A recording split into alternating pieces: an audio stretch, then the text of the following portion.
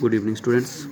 आज आपके लिए मैं बहुत ही अच्छा टॉपिक लाया हूँ, वो ऑर्गेनिक केमिस्ट्री पे। ठीक है, मोस्ट इम्पॉर्टेंट टॉपिक है स्टूडेंट्स, बच्चों जो क्लास 11th के और 12th के लिए।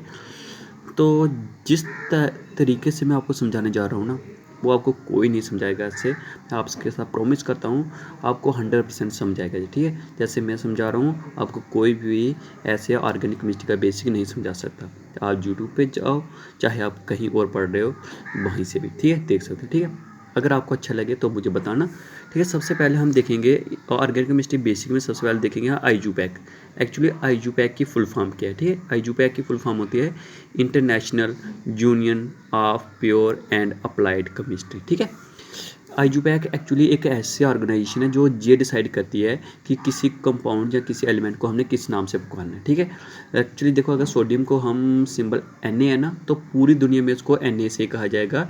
ये डिसाइड आईयूपैक करती है। ठीक है, एग्जाम्पल के थ्रू समझो, जैसे किसी एप्पल है, तो अगर हम इंडिया में सेब को एप्पल कहते हैं, तो सारी कंट्री में भी इसको क्या कहेंगे? एप्पल ही कहेंगे और कुछ नहीं कहेंगे। ठीक है, अगर और किसी नाम से हम पुकारेंगे तो हमें प्रॉब्लम हो जाएगी इसको वहाँ पे। अगर हमने और किसी कंट्री में एप्पल कहेंगे तो वो हमारा मजाक उड़ाएंगे।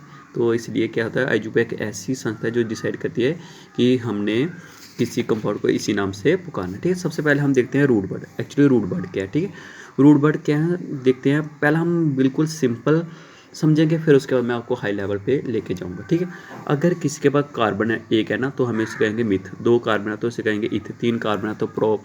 4 कार्बन है तो बुट। 5 कार्बन है तो पेंट। 6 कार्बन है तो हेक्स। 7 कार्बन है तो हेप्ट। 8 कार्बन है तो ऑक्ट। 9 कार्बन है तो नॉन। ठीक है, 10 कार्बन है डेक। और 11 कार्बन है तो अनडेक। ठीक है, और 12 कार्बन है किसी बात से हम कहेंगे डूडेक। ठीक है, अब उसके बॉन्ड भी समझ लेते हैं। अगर किसी के बीच सिंगल बॉन्ड है ना, तो उसे हम कहेंगे एन। अगर किसी के बीच डबल बॉन्ड है उसे कहेंगे हम इन। अगर किसी के पास ट्रिपल बॉन्ड है उसे कहेंगे हम आइन। ठीक है, एन, इन और आइन। ठीक है, तो अगर अगर चलो मैं आपके सामने लेता हूँ, एक कंपाउंड लेता हूँ।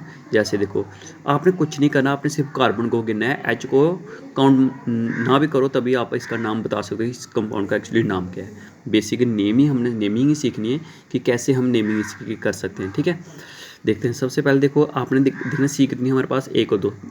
2C है ना, 2C के लिए हमने 2C के लिए हम क्या क्या यूज़ करते हैं? इथ। और सभी के बीच क्या है? सिंगल बॉन्ड है, तो सिंगल बॉन्ड है तो इसे हम कहेंगे एन। इसका नाम क्या है? इथ एन। ठीक है, इसका नाम है इथेन। आप इसको ओपन फॉर्म में और जो क्लोज फॉर्म में आप ऐसे लिखोगे, दोनों के नाम यही रहेंगे। ठीक है, उसके बाद हम देखते हैं। देखो, अब हमने जे वाला कंपाउंड लिया। देखो, इसके बीच कितनी सी है? 1 2 3 3 है ना। अगर 3C हो तो हमने क्या करना है? प्रोप। और इन सभी के बीच सिंगल बॉन्ड ही चल रहा है, तो इसका नाम क्या होगा? एन। इसका क्या नाम बन गया? Propane. अगर ये ओपन फॉर्म में, क्लोज फॉर्म में आप इसको ऐसे लिख सकते हो। ठीक है, क्लोज दोनों को अगर आप इसको नाम पढ़ो, इसमें 1 2 3C है तो प्रोप, सभी के बीच सिंगल बॉन्ड एन। इसका नाम बन गया प्रोपेन। ठीक है, ये किसके लिए थी? सिंगल बॉन्ड के लिए। ठीक है, हाँ, उसके बाद हम देखते हैं। सॉरी, कैमरा थोड़ा सा ब्लर हो रहा है, तो इसलिए मैं थोड़ा सा फोकस कर लेता हूँ। इस पर नहीं हो रहा अभी।